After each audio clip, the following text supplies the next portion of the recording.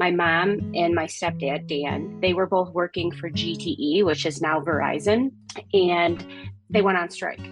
And so my parents wouldn't cross the picket line, and we moved up to Boys Blank Island where my dad's dad had a hunting cabin, and we went and lived up there while my parents built a house. And then eventually my dad got a job as the sheriff on the officer, right? He was the deputy sheriff on Boys Blank Island. It's in the Straits of Mackinac. And then they bought a bed and breakfast 100-year-old hotel, and then we ran that until we didn't. A one-room schoolhouse for sure. The most kids that I ever went to school with, I think there were five of us.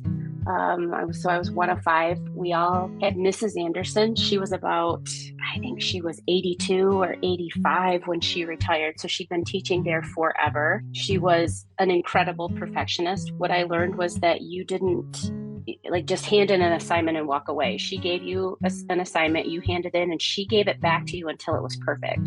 So every time you turn it in, she'd correct it, she'd hand it back. If it was 100%, you're good to go. If not, you would just continue to do that math problem until you had it right. My mind was blown that there were actually rows of people sitting in class. And then we had lots of computers, right? We had an actual computer lab at that point, which was crazy to me. That was a school bus. I'd never ridden the school bus until I got here and started fourth grade. That was kind of wild. And just having an option for teachers, right? Like, oh, you have Mrs. Osbeck and you have Mrs. McDougall. Like, that was so foreign to me that you actually had multiple classes of grades. That was crazy. The library, all of the books were just mind blowing to me. That was kind of wild.